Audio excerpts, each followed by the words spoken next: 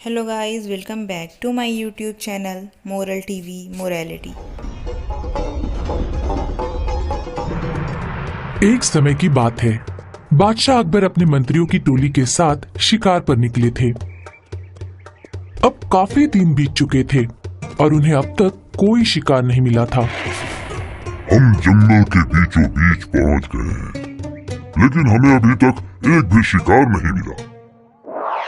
शेर खान, तुमने तो कहा था ये जंगल शिकार से भरा पड़ा है, लेकिन ऐसा लगता तो नहीं है। मैं माफी चाहता हूँ बादशाह, लेकिन पिछली बार मैं अपने महल वापस जाना चाहता हूँ। इसी वक्त मैं तुमसे आगरा में बात करूंगा। नाराज बादशाह अकबर आगरा लौटने के लिए निकल पड़े, पर जल्द ही वो रास्ता भटक चुके थे। हमें कौन से रास्ते से चलना चाहिए जिससे हम आगरा जल्दी पहुंच सकें? पहले वाला बादशाह, दूसरे वाला, ये थोड़ा ज्यादा जाना पहचाना सा लगता है। और तुम क्या कहते हो शेर खान? मेरे बादशाह। बादशाह अकबर ने देखा कि एक युवक उसी जंगल से गुजर रहा था। जरा रुको नौजवान, क्या तुम हमें बता सकते हो कि इनमें से कौन सा रास्ता आगरा को जाता है?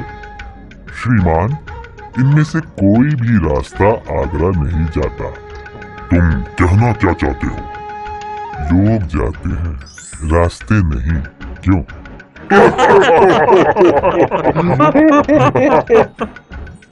हाँ, तुमने सही कहा। बताओ मुझे, तुम्हारा नाम क्या है? मेरा नाम महेश दास है श्रीमान। अब आप मुझे अपने बारे में बताइए, आप कौन हैं और आपका नाम क्या है? तुम बादशाह अकबर से बात कर रहे हो, पूरे हिंदुस्तान का बादशाह। मेरे दरबार में मुझे तुम जैसे लीडर और हंसमुख लोगों की ही जरूरत है।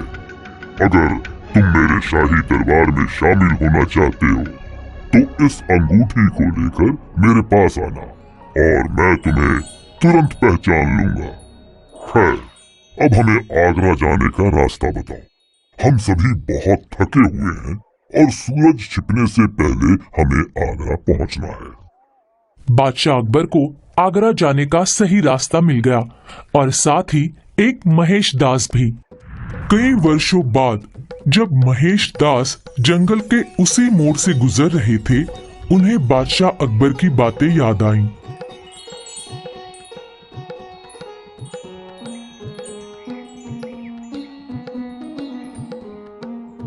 महेश दास बादशाह अकबर के किले में पहुंचे और उन्होंने सिपाही से कहा, मैं बादशाह से मिलना चाहता हूँ। रुको, पहले मुझे अंदर पूछने दो। सिपाही अनुमति लेने दरबार में गया और फिर लौटा। अब तुम अंदर जा सकते हो। महेश दास पहली बार बादशाह अकबर के दरबार में आए थे। तुम्हारा नाम क्या है? क्या हम एक दूसरे को जानते हैं? मेरे बादशाह, मैं महेश दास हूँ। मैंने ये नाम सुना तो है, लेकिन कुछ याद नहीं आ रहा। महेश दास ने बादशाह को उन्हीं की दी हुई अंगूठी दिखाई। हाँ महेश, मैं तुम्हें पहचान गया। मुझे तुम्हारा मजाक बहुत अच्छा लगा था, लेकिन मैं तुम्हारा इम्तिहान लेना चाहूंगा, ये जांचने के लिए कि क्या तुम वही आदमी हो या कोई और।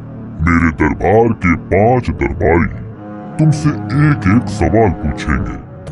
देखते हैं कि तुम उन्हें क्या जवाब देते हो। बादशाह का ये फरमान सुनकर उनके मंत्रियों ने सवाल पूछने शुरू किए। पहला सवाल, ऐसे पड़ोसियों के बारे में बताओ जो एक दूसरे को देख नहीं सकते। आंखें, हमारी आंखें मेरे दोस्त। दूसरा सवाल, एक ऐसे दुश्मन का नाम बताओ जिसे हराया नहीं जा सकता। मौत, मृत्यु। तीसरा सवाल, ऐसा क्या है जो मौत के बाद भी जिंदा रहता है? गर्भ, महिमा।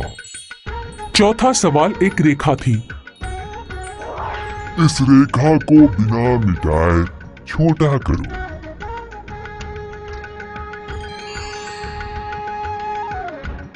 आपकी रेखा बिना मिटाए छोटी हो गई है। और पांचवा सवाल, कुछ ऐसा बताओ जिसे न तो चांद देख सकता है और न ही सूरज।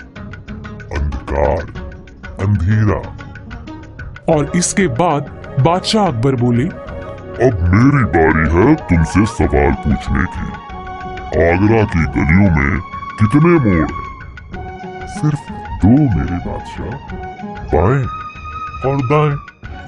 आज से तुम मेरे नवरत्नों में से एक होगे और तुम्हें महाराज बीरबल के नाम से जाना जाएगा। महाराज बीरबल की जय हो।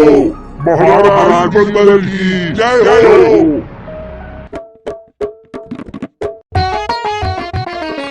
एक दिन अकबर अपने कमरे में अकेला बैठा था। तभी उसके दिमाग में एक ख्याल आया। उसने बीरबल को बुलाया। बीरबल बिना देर किए वहां आ गया। अकबर अक्सर अजीब सवाल पूछता था और अजीब इच्छा होती थी, लेकिन इस बार जो बीरबल सुनने वाला था ये तो बहुत ही ज्यादा अजीब था। बीरबल, बादशाह होने की वजह से हमेशा मैं समझदार लोगों से ही मिलता हूँ। हमेशा ही मैं समझदार और पढ़े लिखे लोगों से घिरा रहा हूँ और मैंने बेवकूफ तो एक भी नहीं देखा।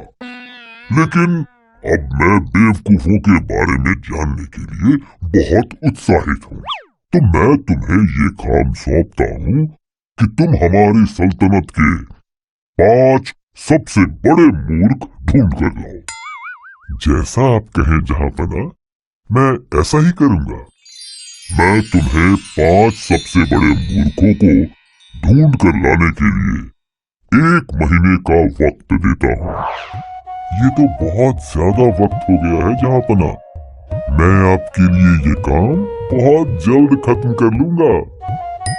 जब बीरबल शहर की तरफ जा रहा था तो उसे एक बहुत ही अजीब चीज दिखाई दी। उसने अपने आगे चलने वाले आदमी को आवाज दी। अरे हाँ भाई, तुमने ये इतना सारा वजन क्यों उठाया हुआ है, जबकि तुम इसे काठी पर लाद सकते हो? मेरा घोड़ा बहुत बूढ़ा और कमजोर है हुजूर। इतनी लकड़ियों के वजन से वो गिर सकता है और फिर शायद कभी काम ही ना कर पाए। इसीलिए मैं इन लकड़ियों को अपने सर पर रख कर ले जा रहा हूँ। ये लो, हमारा पहला बेवकूफ तो मिल गया। आओ मेरे साथ चलो, मैं तुम्हें नया और मजबूत घोड़ा दूंगा। फिर तुम्हें कभी भी अपने सिर पर वजन नहीं उठाना पड़ेगा। आप तो बहुत दयावान हैं हुजूर। मैं आपका शुक्रिया अदा कैसे करूं? मेरे पास शब्द नहीं है। दोनों साथ में आगे चल दिए। कुछ देर के बाद उन्होंने एक आदमी को जमीन पर लेटे हाथ उठाए हुए देखा। वो रुक गए और पूछने गए कि क्या परेशानी है। मुझे लगता है उस आदमी को चोट लगी है। चलो चलकर देखता हूँ, क्या पता मैं उसकी कुछ मदद कर पाऊँ। क्या तुम ठीक हो भाई? क्या तुम्हें मदद की जरूरत है? चलो मैं तुम्हें खड़ा होने में मदद करता हूँ। नहीं नहीं, कृपया मेरे हाथों को छूना मत। ओह, मुझे माफ कर दो। क्या तुम्हें चोट लगी है? क्या तुम्हारे हाथों में बहुत ज्यादा दर्द हो रहा है? नहीं नहीं, बिल्कुल भी नहीं। असल में मेरी बीवी ने मुझसे इतना बड़ा घड़ा लाने के लिए कहा है। अगर मैंने अपना हाथ हिलाया तो मैं घड़े का आकार भूल जाऊंगा और इससे वो बहुत गुस्सा होगी और फिर पूरी जिंदगी गलत आकार का घड़ा लाने के लिए मुझे परेशान करेगी। बड़ा मूर्ख आदमी है, इसे भी मुझे अपने साथ ले चलना चाहिए। बीरबल ने उस आदमी का हाथ पकड़ लिया और उसे उठा लिया। मैं तुम्हारे लिए हर आकार का घड़ा खरीद दूंगा और तुम्हारी बीवी फिर कभी गुस्सा नहीं होगी। ऐसा करूं तो ठीक रहेगा ना? हाँ बिल्कुल, आपका बहुत बहुत शुक्रिया हुजूर। आओ मेरे साथ चलो। जैसे ही बीरबल अपने घोड़े पर चढ़ने वाला था, एक आदमी सीधा आकर उससे टकरा गया। तुम्हारी क्या परेशानी है? क्या तुम्हारा दिमाग खराब हो गया है? क्या तुम्हें दिखाई नहीं देता? मुझे माफ कर दीजिए हजूर, मैंने अभी अभी मस्जिद में शाम की अजान पढ़ी है और मैं देखना चाहता था कि मेरी आवाज कहाँ तक जा सकती है। मैं उसके पीछे ही भाग रहा था, लेकिन आपने सब खराब कर दिया। कुछ देर तक बीरबल उस मौलवी की बेवकूफी सुनकर उसे देखता रहा। यहाँ तक कि मैंने भी कभी नहीं सोचा था कि हमारी सल्तनत में भी इतने बड़े बेवकूफ रहते हैं। चलो इस आवाज के बारे में भूल जाओ, और वो तो तुम फिर कभी भी कर सकते हो। तुम मेरे साथ चलो, मैं तुम्हें बहुत सारा सोना दूंगा। बीरबल उन सभी लोगों को अपने घर ले गया और उसने उन्हें वहां रुकने को कहा। तुम सब यही इंतजार करना जब तक मैं वापस न आ जाऊं। बीरबल को और बेवकूफ ढूंढने के लिए ज्यादा दूर नहीं जाना पड़ा। जैसे ही वो घर से बाहर निकला, उसने थोड़ी दूरी पर ही दो लोगों को लड़ते हुए देखा। वो ये देखने गया कि क्या परेशानी है। तुम दोनों लड़ क्यों रहे हो? हुजूर, इसने मुझे धमकी दी है कि ये अपने शेर को मेरी भैंसों पर छोड़ देगा। न तो मुझे यहाँ भैंसें दिख रही हैं और न ही शेर। आपको दिखेंगे हुजूर, अगर ऊपर वाले ने हमारी एक एक इच्छा पूरी कर दी तो मैं एक शेर मांगूंगा और ये एक भैंस। क्या आपने सुना हुजूर? अब आपको मुझ पर यकीन हो गया ना? ये हमेशा कहता रहता है कि अगर मैं एक भैंस मांगूंगा तो ये एक शेर मांगेगा जो मेरी भैंस खा जाए, और ये बिल्कुल भी सही नहीं है। और मैं ऐसा जरूर करूंगा। ओ, तुम नहीं मानोगे तो ये ले, ये ले। मैं तुम्हें नहीं छोड़ूंगा। बेवकूफों, मैंने कहा ये सब बंद करो। मैं कह रहा हूँ इस वक्त ये सब रोक दो। तुम दोनों इसी वक्त मेरे साथ चलो। वो दोनों को अपने घर ले गया और पांचों को जहां पना के सामने हाजिर करने के लिए सुबह तक इंतजार करने को कहा। अगली सुबह बीरबल उन पांचों को लेकर दरबार पहुंच गया। बीरबल, तुमने ये काम इतनी जल्दी खत्म कर लिया।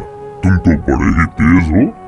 ये उतना मुश्किल नहीं था जहाँ बना। सभी को पता है कि एक बेवकूफ को ढूंढना एक समझदार आदमी को ढूंढने से कहीं ज्यादा आसान है। फिर बीरबल ने पांचों के साथ कल हुई घटनाओं के बारे में बताया। लेकिन क्या आपको पता है जहाँ पना सबसे बड़े मूर्ख कौन है? वो इस वक्त इस राज दरबार में ही बैठे हैं। कौन है वो बीरबल? वो आप और मैं हैं। ये तुम क्या कह रहे हो बीरबल? अपनी जबान को लगाम दो। ये काम अपने आप में एक बहुत बड़ी बेवकूफी थी। इस तरह से आप भी एक बेवकूफ हैं जिसने मुझे बेवकूफों को ढूंढने का काम दिया, और मैं भी जिसने उस हुक्म का पालन किया।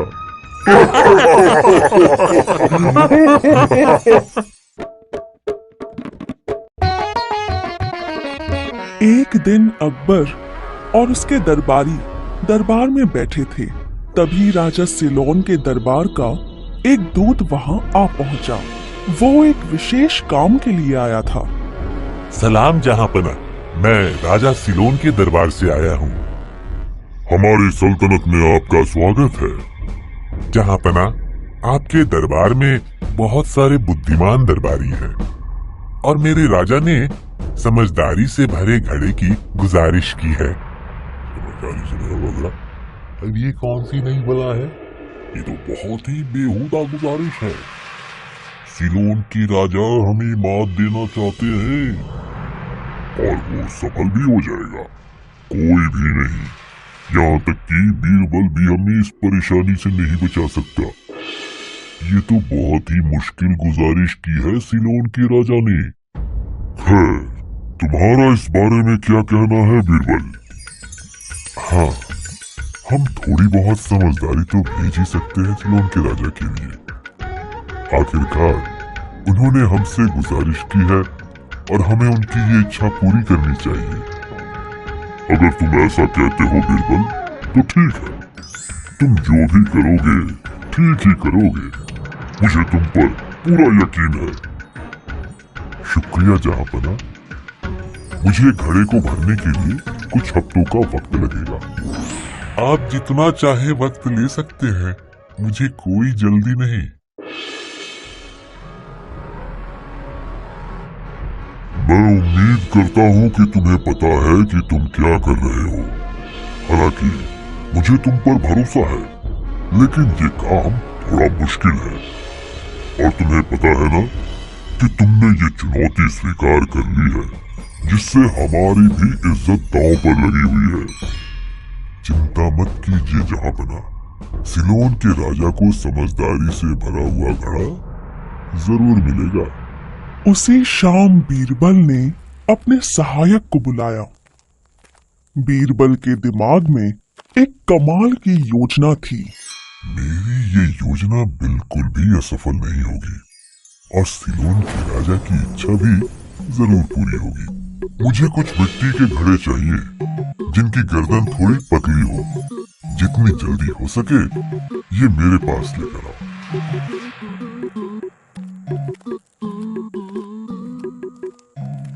बीरबल बाहर बगीचे में गया और अपनी योजना के बारे में सोचने लगा। और कुछ ही देर में बीरबल का सहायक भी वहां कुछ घड़े लेकर आ गया, जैसा कि बीरबल ने कहा था।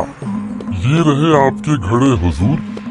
बहुत बढ़िया, ये घड़े लेकर मेरे पीछे कद्दू की क्यारी में आओ।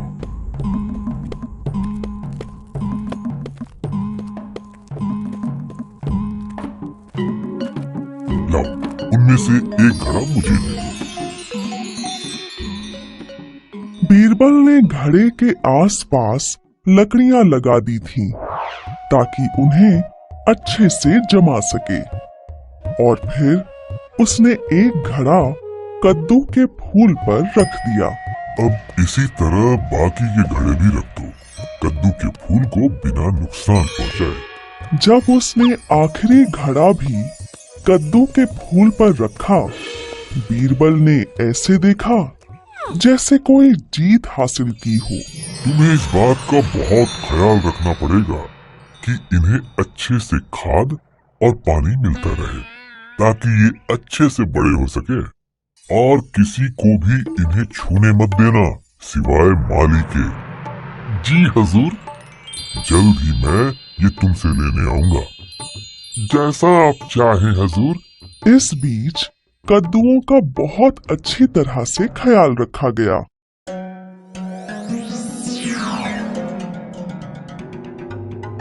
क्या तुमने काम को कुछ आगे बढ़ाया बीरबल? कई हफ्ते गुजर चुके हैं, लेकिन तुम्हारी तरफ से कोई समाचार नहीं मिला। मैंने काम लगभग खत्म कर ही लिया है जहांपना। मैं ये देखने के लिए बहुत ही उत्साहित हूँ कि तुम घड़े को समझदारी से कैसे भरोगे। अब मुझे सिर्फ 2 हफ्ते और चाहिए जहांपना, और फिर ये काम पूरा हो जाएगा। हम सिलोन के राजा के दूत को 2 हफ्तों के बाद बुला सकते हैं ठीक है, बहुत बढ़िया बीरबल। उम्मीद करता हूँ कि हमारी इज्जत पर कोई दाग नहीं लगेगा। ऐसा बिल्कुल नहीं होगा जहाँपना।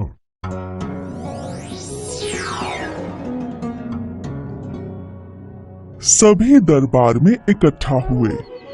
भीड़ में बहुत सारी फुसफुसाहट और हंसी सुनाई दे रही थी।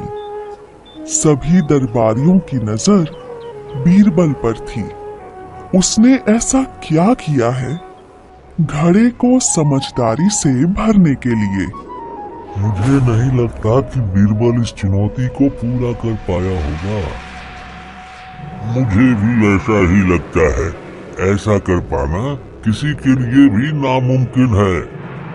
अरे वो बीरबल है, जरूर उसने घड़े को भरने का कोई न कोई रास्ता निकाल लिया होगा। सभी इस चुनौती और उसके परिणाम के बारे में बातें कर रहे थे। बीरबल और दूत अकबर के सामने दरबार में हाजिर होते हैं। समझदारी से भरे हुए घड़े को दिखाने के लिए क्या तुम तैयार हो बीरबल? जी हाँ जहाँपना, मैं तैयार हूँ। बीरबल ताली बजाता है। सभी लोग दरवाजे की तरफ देखने लगते हैं। बीरबल का सहायक घड़े को थाली में रखकर हाजिर होता है। सहायक आकर बीरबल के पास खड़ा हो जाता है। ये लीजिए जहाँपना, आपके सामने समझदारी से भरा हुआ घड़ा आ चुका है। घड़े को ऊपर से कपड़े से ढांका हुआ था ताकि कोई ये ना देख सके कि अंदर क्या है। ये नामुमकिन है, ऐसा हो ही नहीं सकता। हाँ हाँ, ऐसा कैसे हो सकता है? शांत हो जाओ। ये लो, इसे अपने राजा के पास ले जाओ। लेकिन याद रहे, तुम्हें ये सारे घड़े खाली करके वापस लौटाने होंगे, वो भी बिना कोई नुकसान पहुंचाए। और अगर आप समझदारी के फल को बाहर निकालना चाहते हैं तो उसे भी कोई खरोंच नहीं आनी चाहिए। क्या मैं इसे देख सकता हूँ? हाँ जरूर, अब ये आप ही का है। जैसे ही दूत घड़े में देखता है, उसे घड़े में एक कद्दू दिखाई देता है। वो चौंक जाता है। लेकिन हमारे पास 5 घड़े और हैं। अगर आपके राजा को और समझदारी चाहिए तो ले जा सकते हैं। तुम्हारे सामने कोई खड़ा हो सकता है बीरबल? तुम लाखों में एक हो, हम तुमसे पंगा क्यों लेते हैं? दूत घड़ा लेकर चला जाता है। बीरबल, मैं बहुत ज्यादा उत्साहित हूँ समझदारी के उस फल को देखने के लिए। तुमने कहा था कि तुम्हारे पास 5 और हैं, है ना? जी जहाँपना, मेरे पास 5 और हैं। मैं अभी आपके लिए मंगवाता हूँ। दूसरे घड़े भी यहाँ ले आओ। जी हुजूर।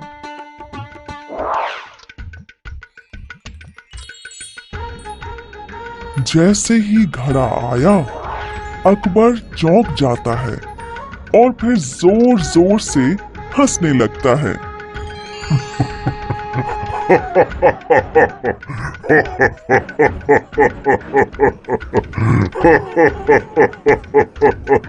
पूरा दरबार ये देखना चाहता था कि उस घड़े में क्या था। बिल्कुल, यही है समझदारी का फल। सिलोन के राजा इसे देखकर जरूर समझदार बन जाएंगे।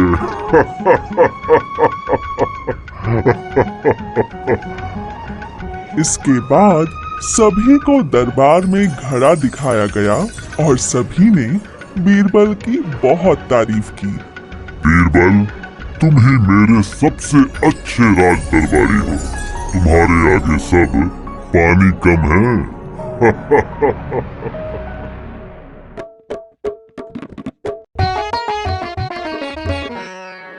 अमीर या गरीब, परेशानी में हर कोई बीरबल की मदद लेता था। और ऐसे ही एक दिन एक बूढ़ी औरत बीरबल के पास मदद के लिए आई। मेरी मदद कीजिए हुजूर, मेरे साथ धोखा हुआ है, अब मेरे पास कुछ भी नहीं बचा, कृपया मेरी मदद कीजिए।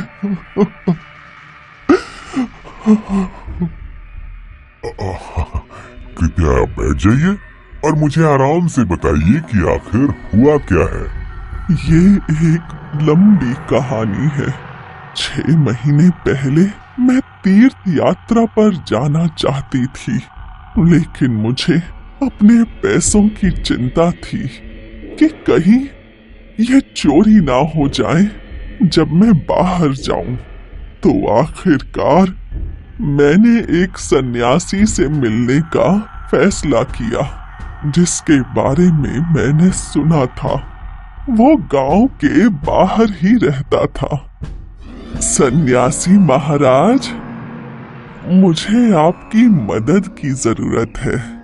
मैं किस तरह तुम्हारी मदद कर सकता हूँ?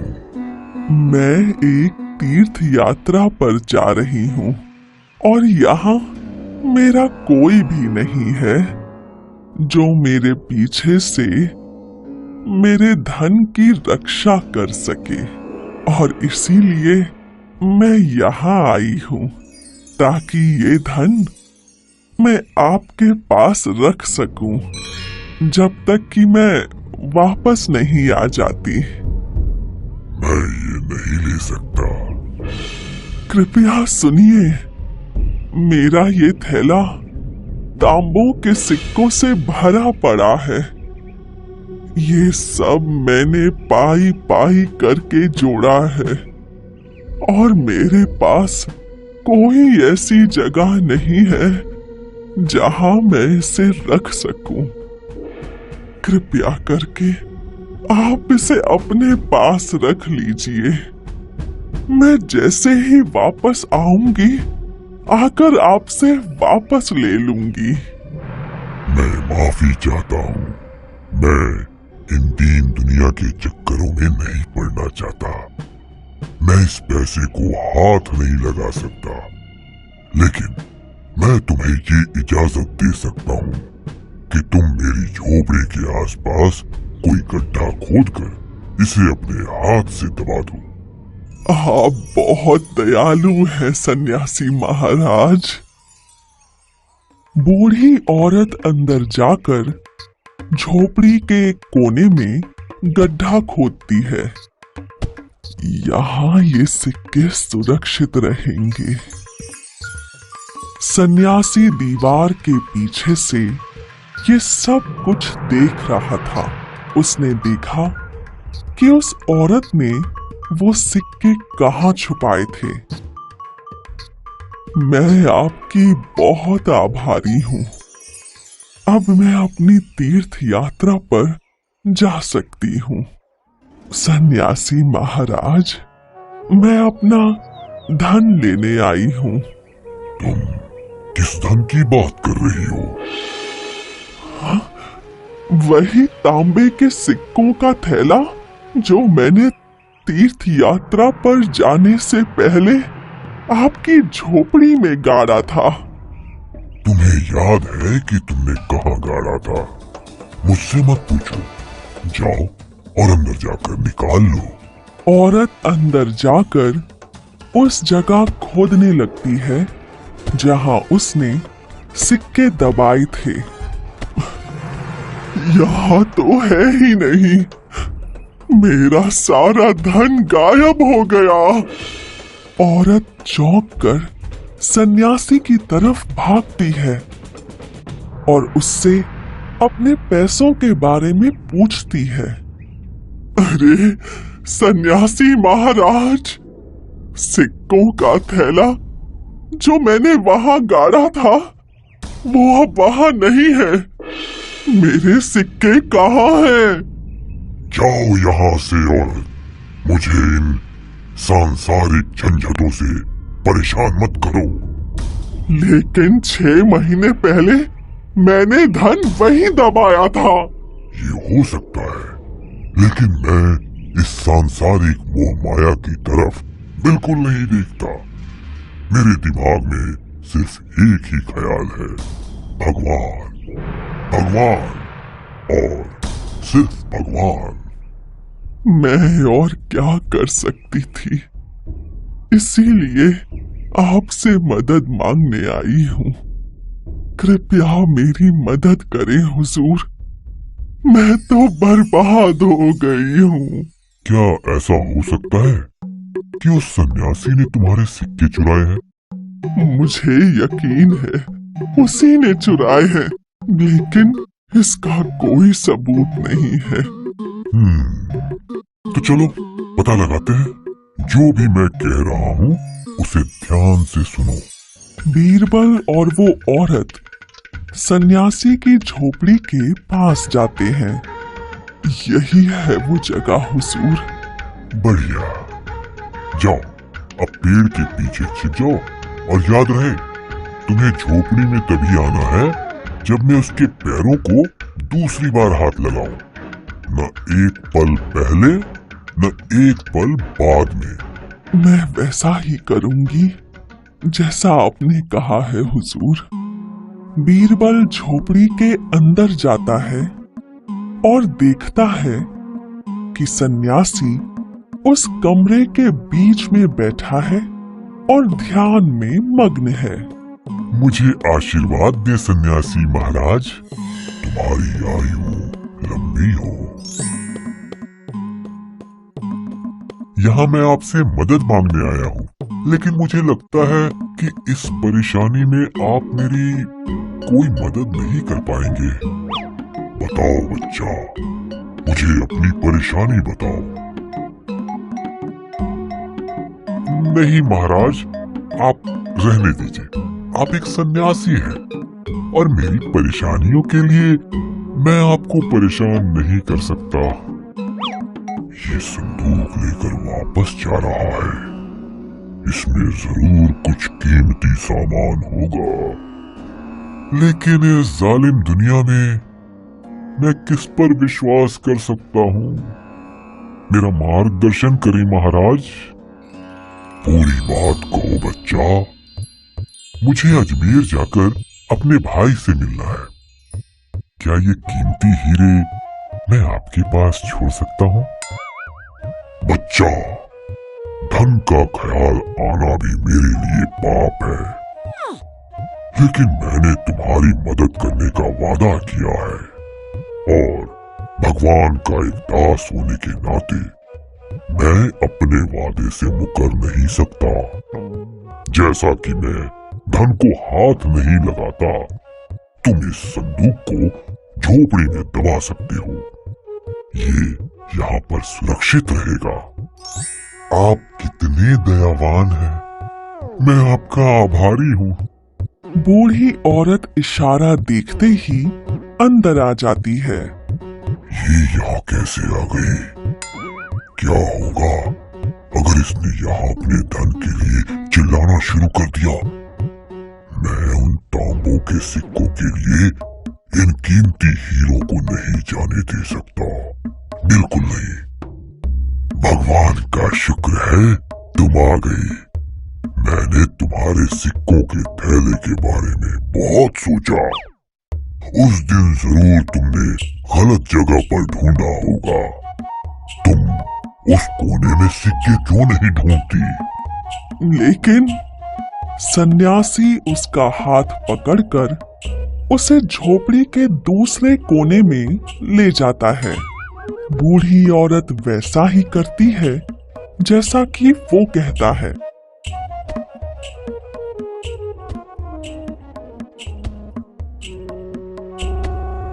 आपने सही कहा, मुझे अपने सिक्कों का थैला मिल गया। बेवकूफ औरत, तुम तब से अपने सिक्कों को गलत जगह पर ढूंढ रही थी। धन से चिंता आती है, चिंता से याददाश्त कमजोर होती है, और फिर आपका दिमाग खराब हो जाता है। क्या तुम सोच सकते हो, इस औरत ने तो मेरे ऊपर इसके धन को चोरी करने का इल्जाम भी लगा दिया था। तो बच्चा, तुम अपनी संदूक को यहाँ झोपड़ी में कहीं भी गाड़ सकते हो और दबाने की जगह याद रखना। मुझे तो ये सांसारिक मोह माया समझ में ही नहीं आती है। वो तो मुझे दिख ही रहा है। बीरबल का एक सहायक दौड़कर आता है। हजूर, आपके भाई आपसे मिलने आए हैं। आपको जल्द से जल्द चलना चाहिए। ओहो, तो अब तो मुझे अजमेर जाने की कोई जरूरत नहीं है। मैं आपका बहुत आभारी हूँ महाराज। बीरबल संदूक लेकर बाहर चला जाता है और सन्यासी दरवाजे पर खड़ा देखता ही रह जाता है। वो समझ ही नहीं पाता कि उसके साथ क्या हुआ है। बादशाह अकबर अपने सभी दरबारियों में से बीरबल को सबसे ज्यादा पसंद करते थे और उनकी तरफदारी भी किया करते थे। ये देखकर बाकी दरबारियों को बहुत जलन होती थी। उन सब ने राज्य के कई और लोगों के साथ मिलकर बीरबल की इज्जत गिराने की बहुत सी योजनाएं बनाई, पर कभी सफल नहीं हो पाए। राजा अकबर का नाई भी बीरबल से बहुत जलता था, तो उसने बीरबल के खिलाफ बहुत ही शातिर योजना बनाई। एक दिन वो राजा अकबर की दाढ़ी बनाने आया और मौका पाते ही बोला, जहांपना, कल रात मेरे सपने में आपके अब्बू जान आए थे। क्या? सच में? क्या कहा उन्होंने तुमसे? जहांपना, वो बोले कि वो जन्नत में बहुत खुश हैं, पर कभी कभी जो उन्हें हंसा के उनका मनोरंजन कर सके, किसी ऐसे इंसान की कमी महसूस होती है। जहांपना, आपको इस बारे में कुछ करना होगा। आपको अपने अब्बू के मनोरंजन के लिए किसी मजाकिया इंसान को भेजना होगा। मुझे यकीन है आपके अब्बू बेहद खुश होंगे और आप पर दुआओं की बरसात करेंगे। नाई ने अकबर को सोच में देखकर उसी वक्त बीरबल का नाम लिया और ये सुनकर बादशाह अकबर ने भी खुशी से हाँ कर दी। बादशाह अकबर ने बीरबल के लिए बुलावा भेजा और ये देखकर नाई बहुत खुश हुआ। बादशाह अकबर, आपने मुझे याद किया। बीरबल, मुझे इस बात पर कोई शक नहीं कि तुम हमारे लिए किसी भी चीज का त्याग कर सकते हो। पूरा यकीन है कि हमारी किसी भी बात से इनकार नहीं करोगे। जी जहांपना, आपने बिल्कुल सही फरमाया। तो जाओ मेरे अब्बू के पास जन्नत में उनके मनोरंजन के लिए। राजा अकबर की ये बात सुनकर बीरबल को जरा भी समय नहीं लगा ये समझने में कि ये किसी दुष्ट की साजिश है उसे मरवाने के लिए। जी महाराज, आपका हुक्म सर आंखों पर। मुझे जन्नत जाने के लिए तैयारी करनी होगी। उसके लिए कुछ दिन चाहिए। हाँ, क्यों नहीं। तुम्हें 1 हफ्ते का समय दिया जाता है। जन्नत जाने के लिए तैयार हो जाओ। बीरबल अपने घर वापस आ गया और अपनी जान बचाने के बारे में सोचने लगा और तभी उसे एक तरकीब सूझी। बीरबल ने अपने घर के पास एक गड्ढा खोदा जो उसके लिए कब्र का काम करेगा और उस गड्ढे से एक सुरंग बनाई जो उसके घर के एक कमरे में जाकर खुली। काम खत्म हो जाने पर बीरबल वापस दरबार में आया। मैं जन्नत जाने के लिए तैयार हूँ, पर मेरी 2 शर्तें हैं। तुम्हारी आखिरी इच्छा पूरी करना मेरे लिए बहुत खुशी की बात है। बोलो, क्या शर्तें हैं तुम्हारी? जहांपना, मुझे मेरे घर के पास दफनाया जाए और मुझे जिंदा दफनाया जाए ताकि मैं जन्नत जिंदा पहुंच सकूं आपके अब्बू का मनोरंजन करने के लिए। अकबर ने बीरबल की बात मान ली ये सुनकर बाकी सब बीरबल से जलने वाले दरबारी और उस नाई की खुशी का ठिकाना नहीं रहा। ये सोचकर कि आखिरकार बीरबल से पीछा छूटेगा, अगले ही दिन बीरबल को घर के पास दफना दिया गया।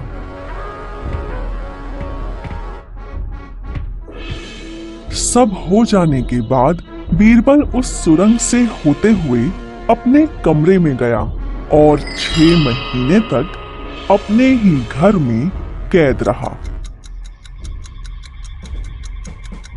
इस दौरान बीरबल को मालूम चल गया था कि यह सारा किया कराया बादशाह अकबर के नाई का है। 6 महीने बाद बीरबल बादशाह अकबर और सभी दरबारियों के सामने दरबार में पेश हुआ। अरे ये कहाँ से आ गया? ये जिंदा कैसे है? इसे तो दफना दिया गया था ना। हाँ हाँ, ये यहाँ कैसे आ गया? कहीं ये बीरबल का भूत तो नहीं? अरे बीरबल वापस कैसे आए? मेरे अब्बू कैसे हैं? क्या उन्होंने तुम्हें वापस भेजा है या कोई और वजह है? जहाँ पना जन्नत में सब अच्छा है। मैं आपके प्यारे अब्बू के साथ था। वो मेरे मनोरंजन से बेहद खुश हुए और मुझे इजाजत दी वापस आकर उनके सबसे महान बेटे का मनोरंजन करने के लिए। क्या उन्होंने मेरे लिए कोई संदेश भेजा है?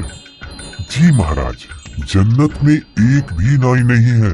मेरी बढ़ी हुई दाढ़ी और बिखरे बाल देखकर तो आपको अंदाजा हो गया होगा, तो उन्होंने आपके नाई को वहाँ भेजने के लिए बोला है। नहीं महाराज बीरबल, मुझसे गलती हो गई जो मैंने आपके खिलाफ षड्यंत्र रचा।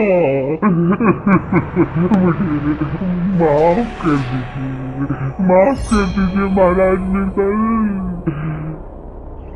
बादशाह अकबर को सब समझ आ गया और उन्होंने नाई को आजीवन कारावास की सजा सुनाई और बीरबल को इनाम दिया।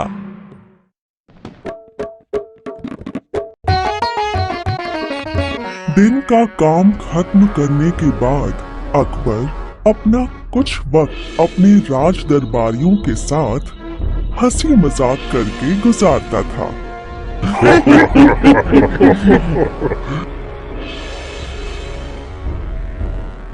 बादशाह सलामत रहे। तुम कहाँ थे? तुम तो सुन ही नहीं पाए अभी अभी जो बीरबल ने बताया। मैं माफी चाहता हूँ बादशाह, लेकिन आज मैं एक कमाल के आदमी से मिला और मैं उसे आपसे मिलाना चाहता हूँ। और ऐसा क्या खास है उसमें? वो एक भाषाविद है बादशाह। वो फारसी, अरबी, संस्कृत, पाली, प्राकृत, मैंडरिन, जापानी, लैटिन और 42 दूसरी भाषाएं बोल, पढ़ और लिख सकता है। तुम कहाँ से आए हो? ऐसा कहा जाता है कि किसी आदमी को जानना है तो उसकी भाषा को पहचानो। क्या आपके लोग इस सवाल का जवाब ढूंढ सकते हैं? मैं आपके दरबारियों को चुनौती देता हूँ कि वो मेरे मूल स्थान का पता लगाए। हम ये चुनौती लेने के लिए तैयार हैं बादशाह। बहुत सारे लोगों ने कई अलग अलग भाषाओं में उससे सवाल किए। मी मराठी पण बोलू शकते, મને ગુજરાતી પણ આવડે છે। I can speak English as well. मैंने पूरा तेलुगु मतलब बदला दी। बादशाह सलामत, ये तो कई भाषाएं बिना रुके बोलता है। यहाँ तक कि हर भाषा का इसका उच्चारण और उस पर पकड़ कमाल का है। खैर बीरबल, तुम काफी देर से गहरी सोच में हो। तुमने जरूर पता लगा लिया होगा कि ये आदमी कहाँ से आया है। मुझे थोड़ा वक्त और चाहिए, पर शायद कल तक मैं इसका पता लगा लूंगा। ठीक है, लेकिन अगर कल तक तुम इसका पता नहीं लगा पाए तो ये नौकरी छोड़ देना। ये भाषाविद आज रात हमारा शाही मेहमान है। राजसभा खत्म हुई। राजा तोडरमल इसे बीरबल के ऊपर अपनी जीत के रूप में देखकर खुश होने लगा।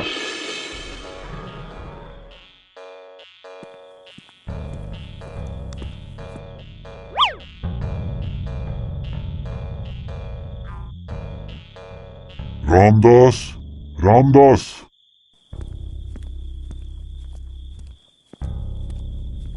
रामदास, ये पता लगाओ कि आज रात ये भाषाविद कहाँ रहेगा।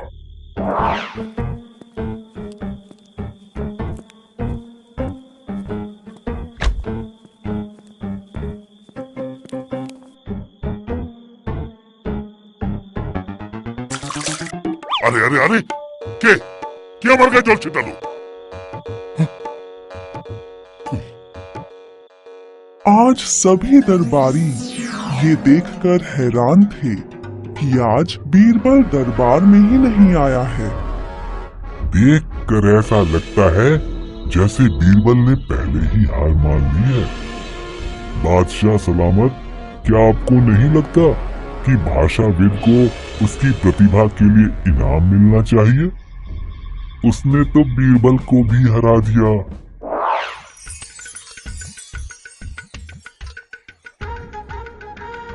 बीरबल, आज तुम देर से क्यों आए हो?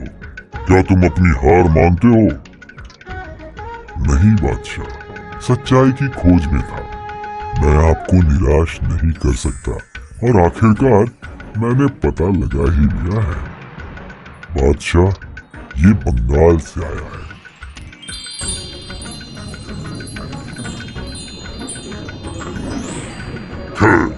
क्या ये सच है भाषाविद? हाँ बादशाह सलामत, लेकिन तुमने कैसे किया? बादशाह, पिछली रात मैंने अपने सेवक को इस आदमी पर सोते वक्त पानी छिड़कने को कहा था और मैं बाहर खड़ा हुआ था और ध्यान से सुन रहा था। दर्द के वक्त या चौंकने या गुस्से में आदमी सिर्फ अपनी मातृभाषा का इस्तेमाल करता है। तो जब मैंने बंगाली में बड़बड़ाना सुना तो सारा रहस्य खुल गया।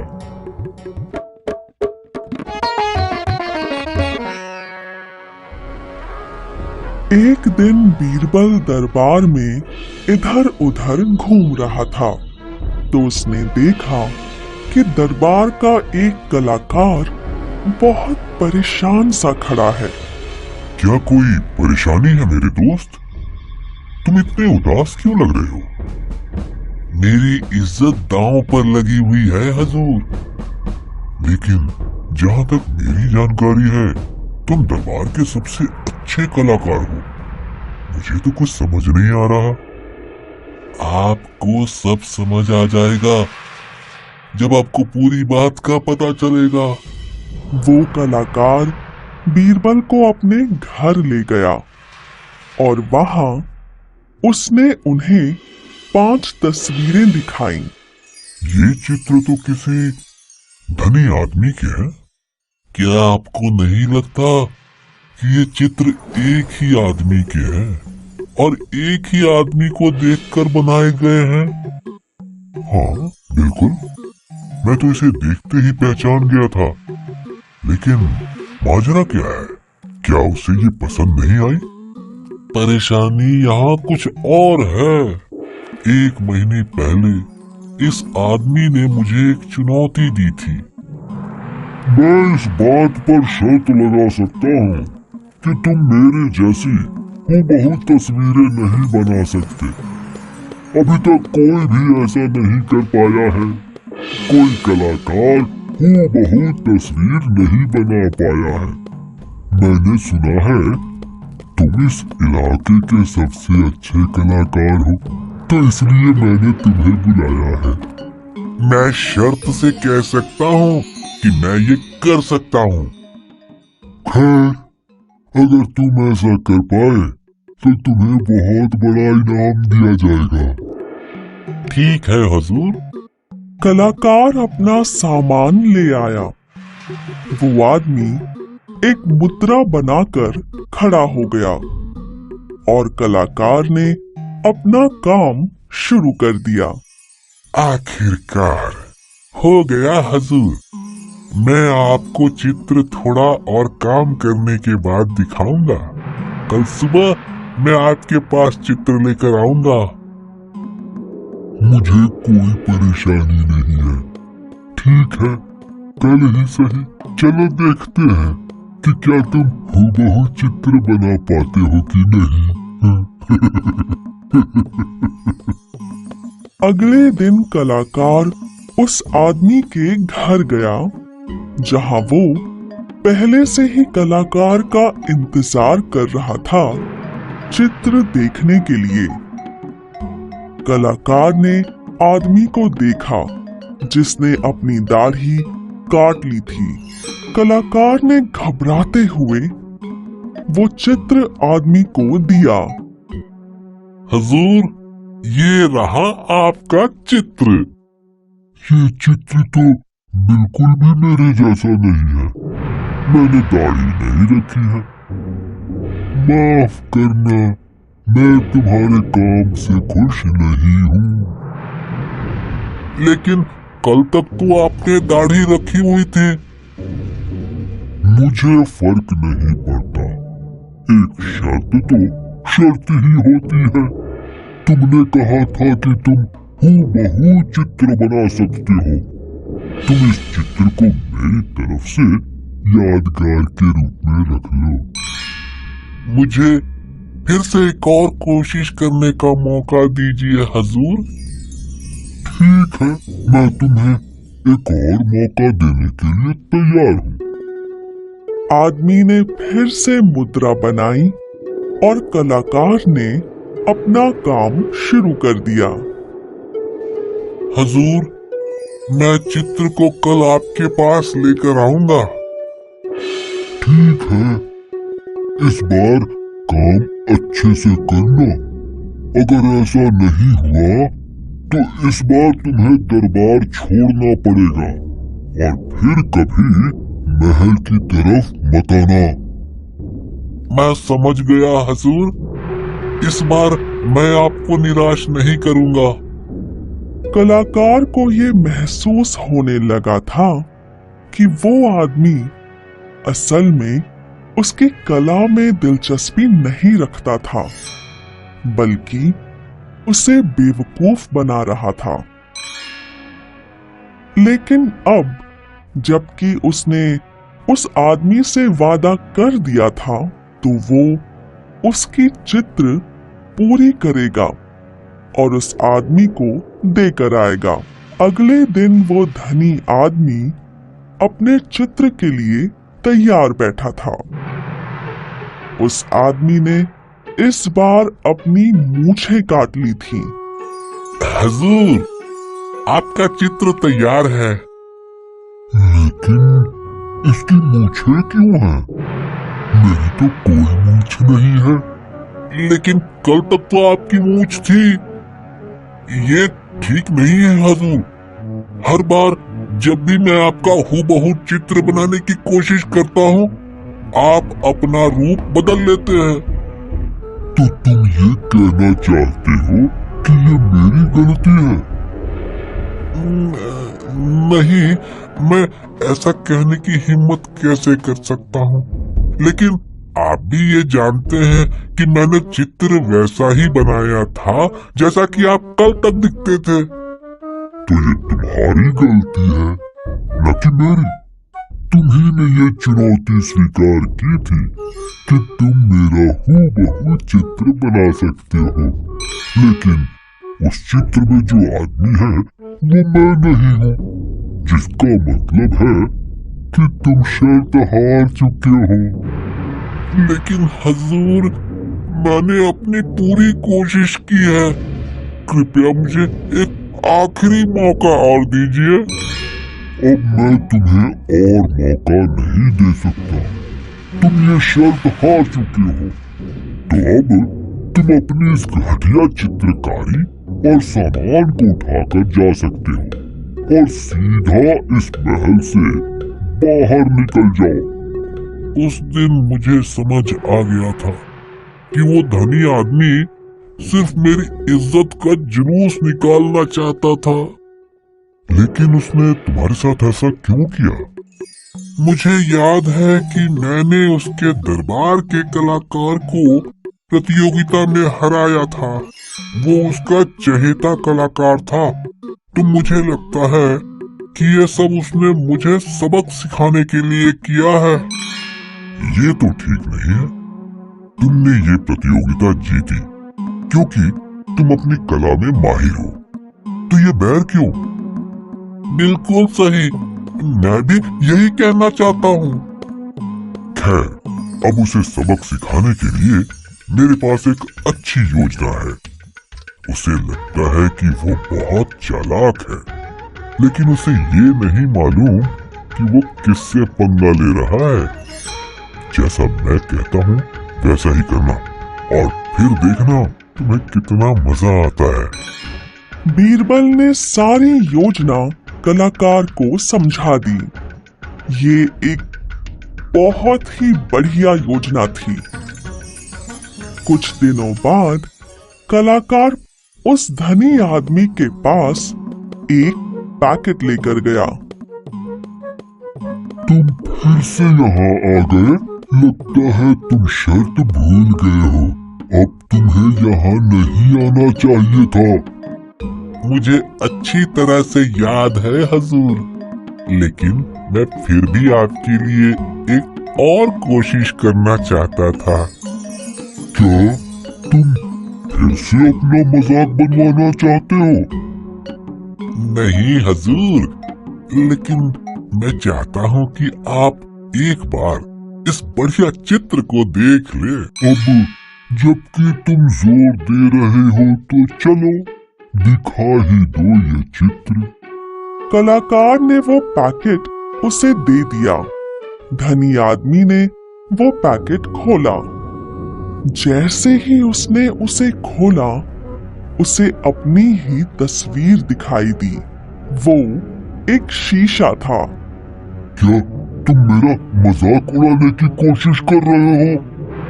ऐसा बिल्कुल भी नहीं है हजूर, लेकिन क्या ये बिल्कुल हूबहू नहीं है?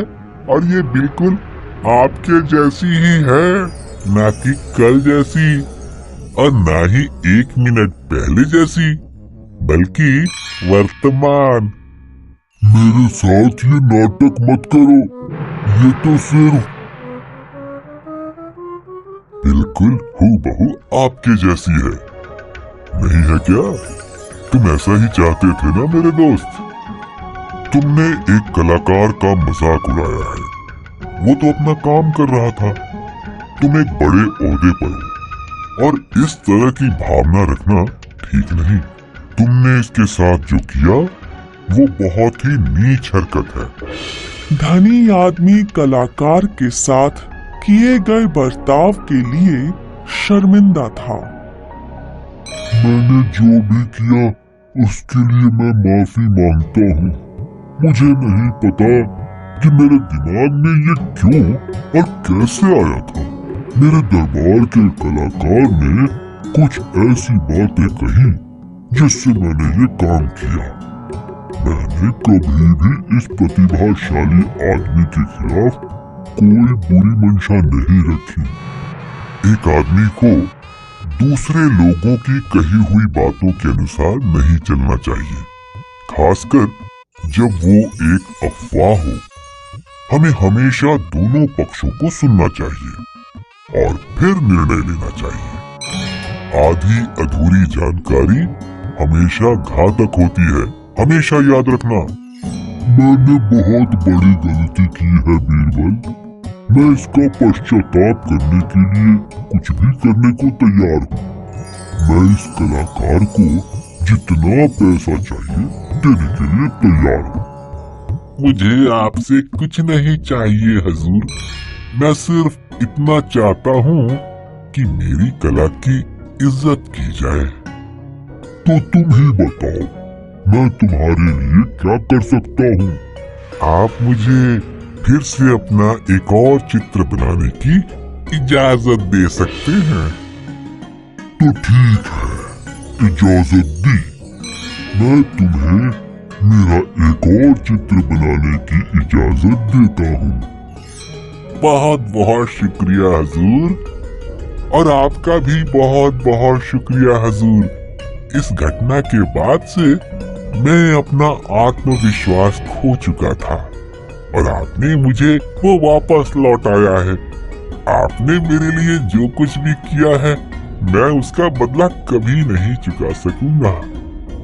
कृपया ऐसा मत कहो, मैंने तो बस वही किया है जो सही था। अगर आपको मेरी और बीरबल की जुगलबंदी पसंद आई है तो आप हमारा चैनल कुक्कू टीवी को लाइक और सब्सक्राइब कीजिए। बने रहिए मेरे और बादशाह अकबर के साथ हमारे चैनल कुक्कू टीवी।